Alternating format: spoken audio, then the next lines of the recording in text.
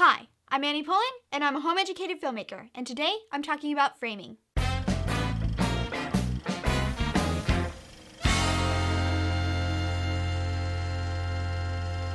To me, framing is pretty straightforward. It's just how you arrange your subjects in the frame of your shot. There are dozens and dozens of rules about framing, types of framing, different things you can do with framing, and so what I really wanted to do with this video is just kind of narrow it down to the few basic rules that everyone should know.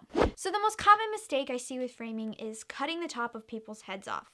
And you see this a lot with beginning filmmakers who are focusing on too many things that they're not actually paying attention to the framing of their camera. And there's a very simple rule that can help deal with this problem. It's called headroom. The basic rule for headroom is exactly what it sounds like. There should be room above the head of your subject. So if you have a really wide shot, you need a lot more headroom than if you had just a medium shot.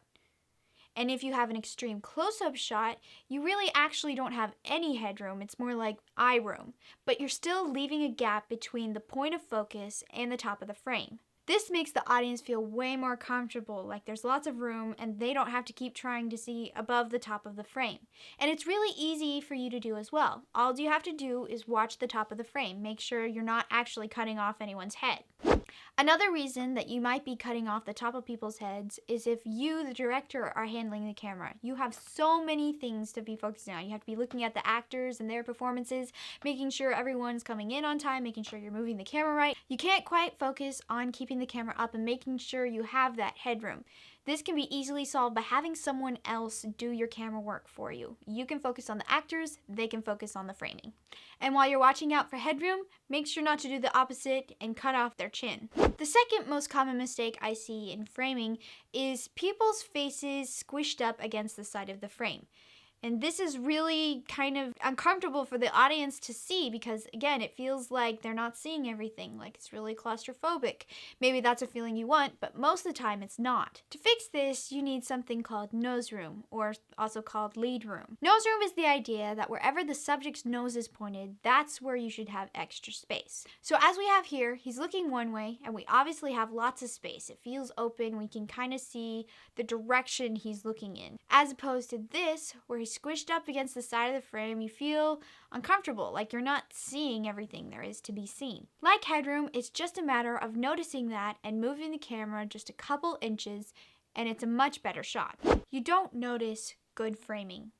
It's only when the framing is off or awkward that people notice it and go, something's not right with that. So you really need to work on having better framing, on changing those little things to become comfortable with composing better shots. And good framing doesn't just come out of nowhere. It takes practice. You have to constantly be doing it and training yourself to notice those things and do little adjustments.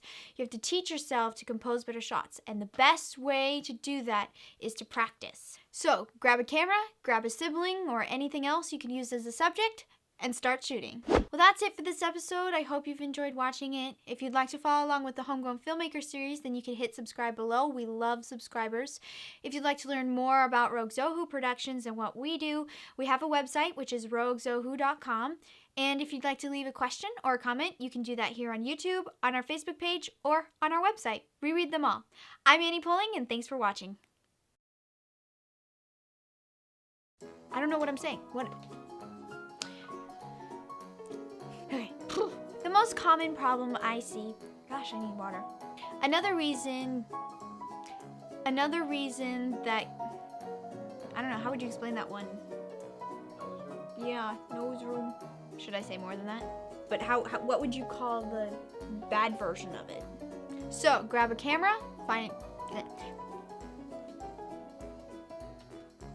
Wow, that water really helped me. I feel a little bit lighter and happier now. Okay.